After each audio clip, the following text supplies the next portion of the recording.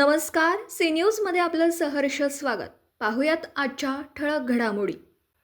मिरजेत जनसुराज्य पक्षाचे संस्थापक अध्यक्ष आमदार विनय कोरे यांची जाहीर सभा.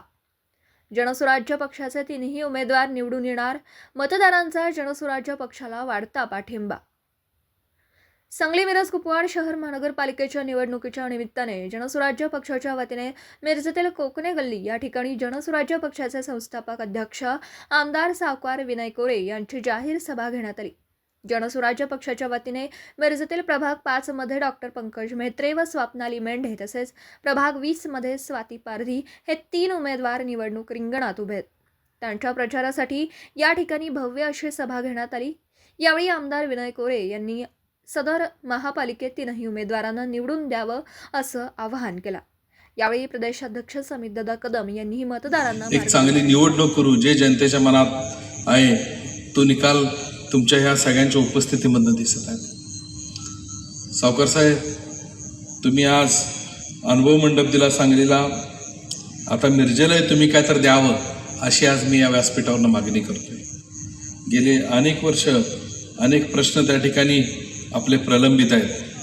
आज आपण कोल्हापूर महापालिका लढवतोय.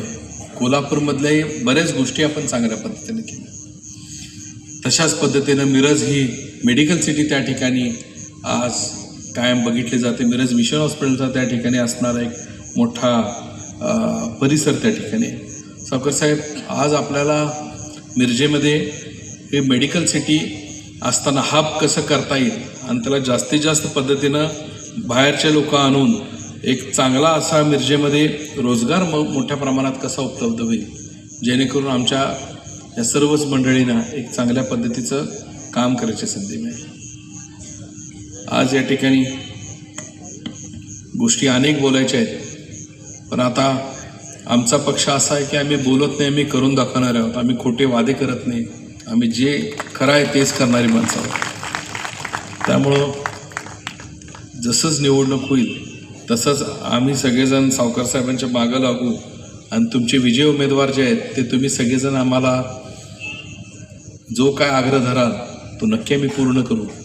आणि येणाऱ्या काळामध्ये मिरजेचा विकास हा जर चांगल्या पद्धतीने व्हायचा असेल तर आपल्याच बंधुभगिनींनो हातात आहे की चांगल्या विचाराचे, तुमच्या विचाराचे, तुमच्यातले असणारे त्या ठिकाणी उमेदवार तुम्ही निवडून दिले पाहिजेत, जेणेकरून येणाऱ्या काळामध्ये आपली जी भूमिका असेल ती ही राज्यामध्ये आणि देश पातळीवर सावकार साहेबांनी, अशोकरामाने बापूंनी मांडली पाहिजे.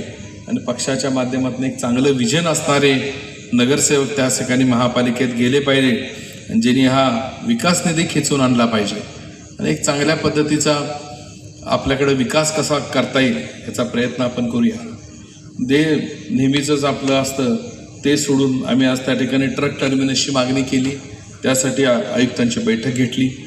एक चांगल्या पद्धतीचा आम्ही त्याचा पुढं पाठपुरावा करून परवा आदरणीय मुख्यमंत्र्यांनी त्या ठिकाणी जाहीर केलं. या आपल्या मंडले प्लॉटजवळच्या असणाऱ्या, पंपाजवळच्या असणाऱ्या ड्रेनेजच्या बाबतीत, त्या कामाच्या बाबतीत आम्ही त्या ठिकाणी आयुक्तांची बैठक ठेवली होती. त्यामध्ये बऱ्याच गोष्टी कशा पद्धतीनं मार्गी लावल्या जातील याचा प्रयत्न आम्ही करतोय. तर आचारसंहिता आहे, त्या बऱ्याच गोष्टी आम्ही त्या ठिकाणी आज जाहीर करू शकत नाही, मात्र आम्ही आमच्या मनात बऱ्याच गोष्टी ठरवले. लवकरच जसाच हा निकाल लागेल तशा एक एक गोष्टी आपल्यापुढं उलगडत जातील आणि विकास कशाला म्हणतात आणि लोकप्रतिनिधी कशा पद्धतीनं तुम्हाला उपलब्ध असतो हे तुम्हाला सगळ्यांना बघायला मिळेल. मी आज जास्त वेळ घेत नाही. सावकार साहेबांना आज कोल्हापूरला पुढं त्या ठिकाणी जायचं आहे, त्यामुळं पुन्हा एकदा तुमच्या सगळ्यांची विजय सभा ज्यावेळेला असेल तर भरपूर बोलायचं आहे. तेव्हा आचारसंहिता नसेल तर तुमच्या सगळ्यांसाठी काय ठरवलं आहे ते तुम्ही बघाल आणि कशा पद्धतीने विकास इथला होईल एवढंच सांगतो मी आणि माझे 2 शब्द संपवतो. जय हिंद, जय महाराष्ट्र.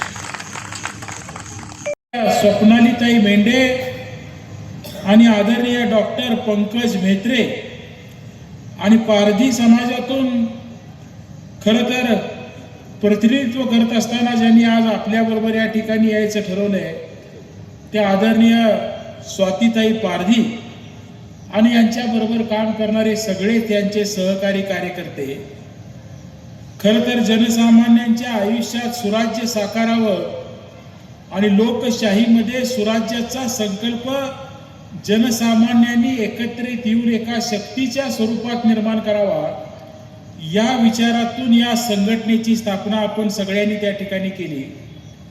मला आठवतंय सुरुवातीच्या काळामध्ये 2004ची विधानसभा आपण या ठिकाणी लढलो. त्याच्यानंतर आलेली 6-7ची खरं तर महानगरपालिका आपण ह्या शहरामध्ये लढलो आणि काहीतरी चांगलं घडावं हा विचार आपण लोकांच्या समोर मांडायचा प्रयत्न केला. मला सांगायला आनंद होतोय की मिरज शहर म्हटलं की खरं तर या कृष्णा नदीच्या काठावर वसलेलं अगदी कर्नाटकापासून सांगलीतल्या गोरगरीब लोकांना आर्थिक आधार देणारं एक केंद्र म्हणून निर्माण झालेलं हे शहर आपल्या डोळ्यासमोर उभं राहतं. अनेक जाती धर्माचे लोक अतिशय आनंदानं गुण्यागोविंदानं ह्या शहराला सांभाळत असणाराचं एक चित्र आपल्या डोळ्यासमोर उभं राहतं. महात्मा बसवेश्वरांच्या विचारावर मानव धर्माचं कल्याण करणं हा आमचा धर्म आहे, या विचाराला चालना देण्याचं काम करून मनस्वी वाटचाल करणारा लिंगायत माळी समाज या शहरामध्ये राहतानाचं एक चित्र आपण बघतो. मीरासाहेब दर्ग्याची पूजा करत असताना खरं तर एक मुस्लिम समाजातून काम करत असताना राहणारा एक मोठा वर्ग आपण या शहरामध्ये त्या ठिकाणी बघतो.